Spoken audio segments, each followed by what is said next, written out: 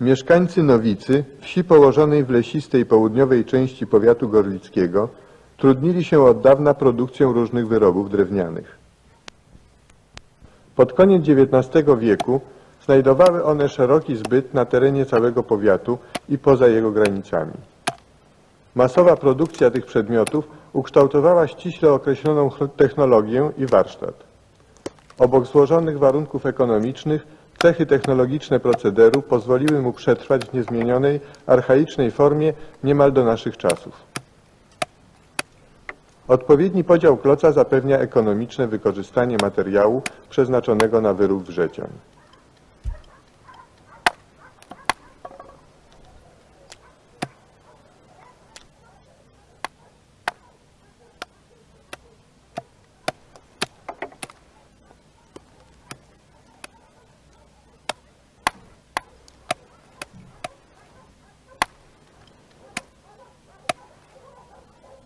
Klinowate polano ociosuje się, nadając mu kształt wałka, z którego zostaną wykonane kółeczka do wrzecion. Z płaskich draniczek po przełupaniu osie wrzecion.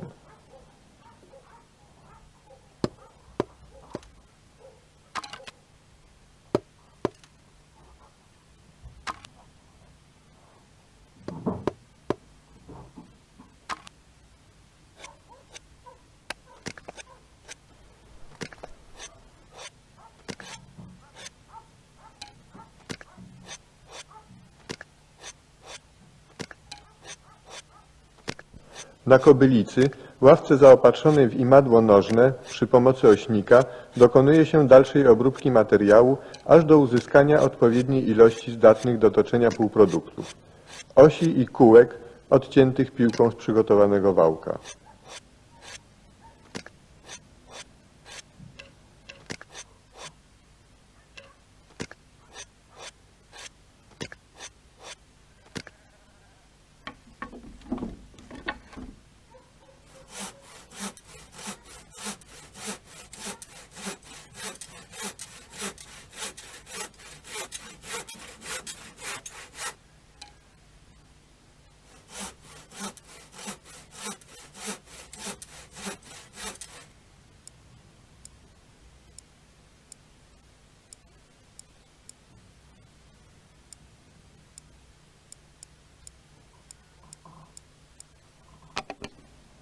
Oś wrzeciona dopasowuje się już przy pomocy tokarni.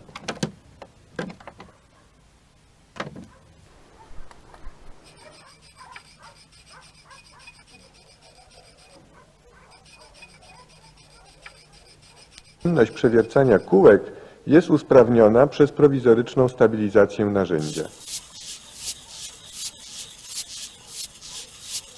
Po złożeniu elementów następuje ostateczne obtoczenie wrzeciona w celu wykończenia i nadania idealnej symetrii.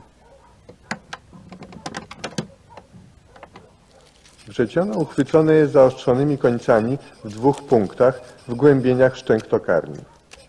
Sznurkiem zaczepionym końcem do sprężystej gałęzi, okręconym kilkakrotnie wokół obtaczanego wrzeciona, wprawia się je w ruch wirowy.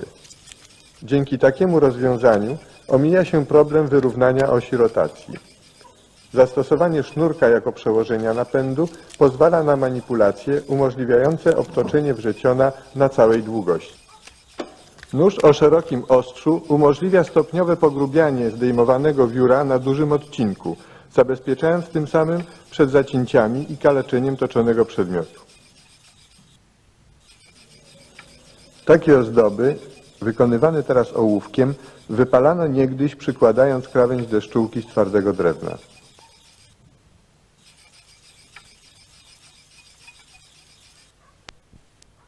Poza wrzecionami przedmiotem największej produkcji były łyżki.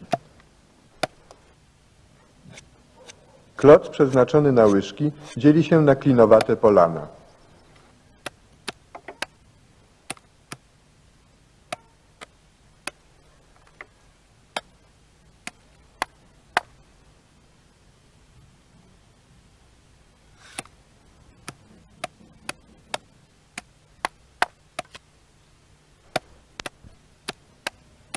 Uchwycona przy obuchu siekiera stanowi narzędzie wystarczająco precyzyjne, aby uzyskać półprodukt gotowy do toczenia.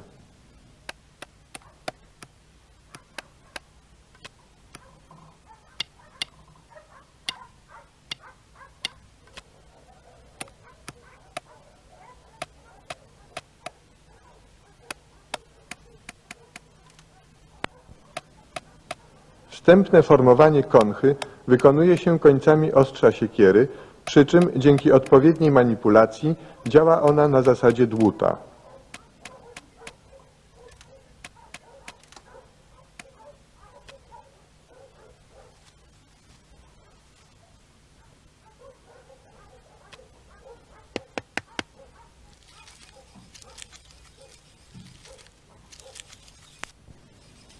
W tokarni umieszcza się łyżkę z zaostrzonym końcem rękojeści w gnieździe.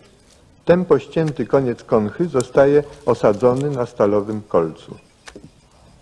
Obtoczeniu ulega tylko rękojeść.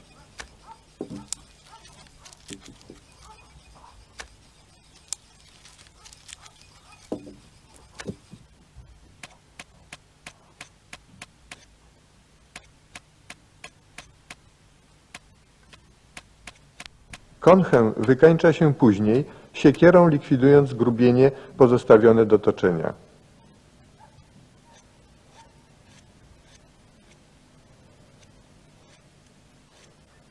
Nożem formuje się ostatecznie konchę z zewnątrz.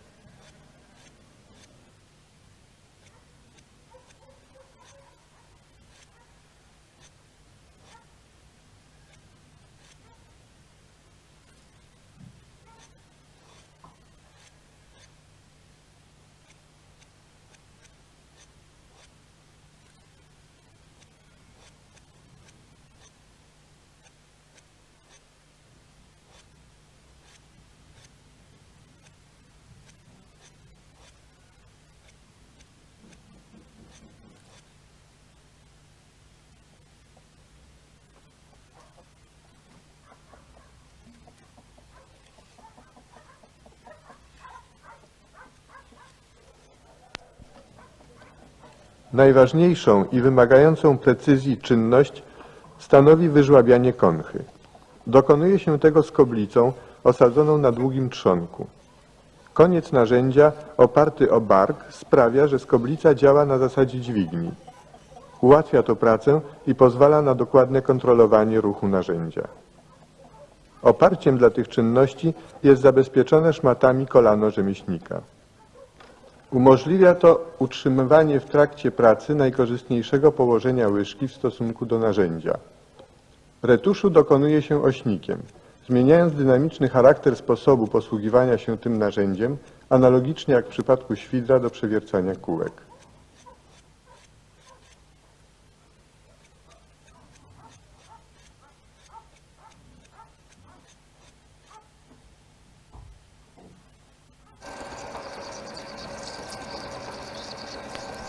Zmiany zaszłe w okresie powojennym, w tym także zmiany zapotrzebowania na niektóre wyroby, spowodowały zanik tradycyjnych warsztatów i zastosowanie nowocześniejszych obrabiarek z napędem elektrycznym. Produkuje się na nich sprzedawane na terenie całego kraju wałki i tłuczki. Wciąż jednak przy pomocy dawnego tokarskiego noża.